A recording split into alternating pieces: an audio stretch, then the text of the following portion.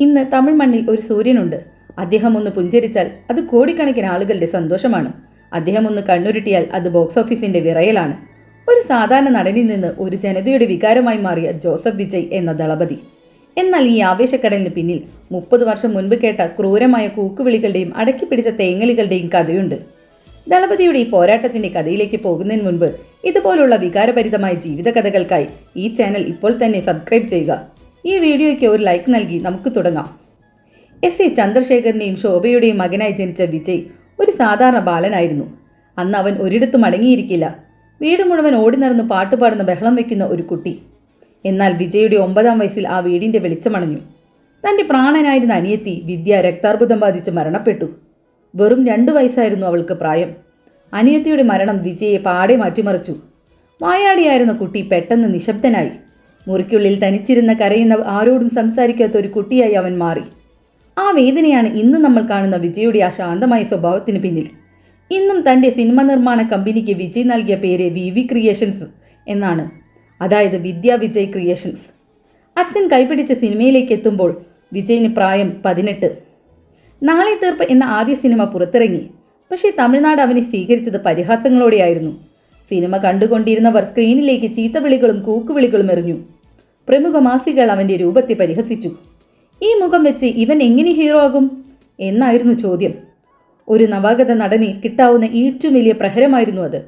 സ്വന്തം നാട്ടുകാർക്ക് മുന്നിൽ അപമാനിതനായി നിന്ന ആ 18കാരൻ തോറ്റുകൊടുക്കാൻ തയ്യാറല്ലായിരുന്നു. പരിഹസിച്ചവർക്ക് മുന്നിൽ വിജയ് മറുപടി പറഞ്ഞത് തൻ്റെ ഡാൻസിലൂടെയും അഭിനയത്തിലൂടെയുമാണ്. 1996 പൂവിയ ഉണക്കാകെ എന്ന വിക്രമൻ ചിത്രം തമിഴ്നാടിനെ ഒന്നടങ്കം കരയിച്ചു. സ്ത്രീകൾക്കും കുട്ടികൾക്കും വിജയ് പ്രിയപ്പെട്ടവനായി. പിന്നാലെ കാതലുക്കു മര്യാദയിലൂടെ മികച്ച നടനുള്ള സംസ്ഥാന അവാർഡും അദ്ദേഹം സ്വന്തമാക്കി. തന്നെ പരിഹസിച്ച മാധ്യമങ്ങൾ അദ്ദേഹത്തെ ചോക്ലേറ്റ് ഹീറോ എന്ന് വിളിക്കാൻ തുടങ്ങി.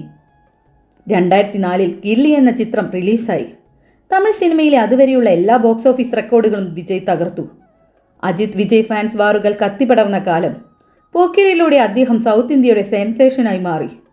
പക്ഷേ 2007 മുതൽ 2011 വരെ വിജയുടെ കരിയറിലെ ഇരുണ്ട കാലമായിരുന്നു. തുടർച്ചയായ 8 പരാജയങ്ങൾ. വിജയ് ഔട്ടായി, ഇനി രക്ഷയില്ല എന്ന് ലോകം വിധിയെഴുതി. ലോകം മുഴുവൻ തളർത്താൻ നോക്കുമ്പോഴാണ് അദ്ദേഹം കൂടുതൽ കരുത്തോടെ വരുന്നത്. കാവലൻ എന്ന സിനിമ റിലീസ് ചെയ്യാൻ പോലും പലരും തടസ്സങ്ങളുണ്ടാക്കി. പക്ഷേ അദ്ദേഹം പിന്മാറിയില്ല. 2012 തുപ്പാക്കി പുറത്തിറങ്ങിയതോടെ തമിഴകം മറ്റൊരു വിജയെ കണ്ടു. പിന്നീട് മെർസൽ, സർക്കാർ, ബിഗിൽ, മാസ്റ്റർ, ലിയോ, ഓരോ സിനിമയും 300 കോടിയും 500 കോടിയും വാരിക്കുട്ടി.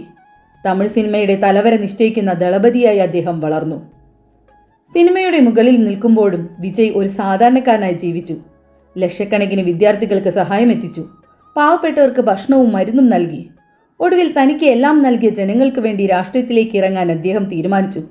തമിഴ് വെട്രിക്കഴകം എന്ന തൻ്റെ പാർട്ടിക്കായി സിനിമ പോലും ഉപേക്ഷിക്കാൻ തയ്യാറാണെന്ന് പ്രഖ്യാപിച്ച ആ ചങ്കൂറ്റത്തെ ലോകം അത്ഭുതത്തോടെയാണ് നോക്കുന്നത്. അപമാനിച്ചവർക്ക് മുന്നിൽ ചിരിച്ചുകൊണ്ട് നടന്ന ഒരാൾ, കൂക്കുവിളികളെ കയ്യടികളാക്കി മാറ്റിയ ഒരാൾ. വിജയുടെ ജീവിതം നമ്മളോട് പറയുന്നത് ഒന്നേ ഉള്ളൂ: നിങ്ങളെ തകർക്കാൻ പലരും വരും, പക്ഷേ അവരോട് തർക്കിക്കാൻ നിൽക്കരുത്. പകരം നിങ്ങളുടെ വിജയം കൊണ്ട് അവർക്ക് മറുപടി നൽകുക. ഈ വീഡിയോ നിങ്ങൾക്കൊരു പ്രചോദനമായെങ്കിൽ നിങ്ങളുടെ വിജയ് ഫാൻസായ സുഹൃത്തുക്കൾക്ക് ഇത് ഷെയർ ചെയ്യുക. ഇതുപോലുള്ള കൂടുതൽ വീരകഥകൾക്കായി ചാനൽ മറക്കാതെ സബ്സ്ക്രൈബ് ചെയ്യുക.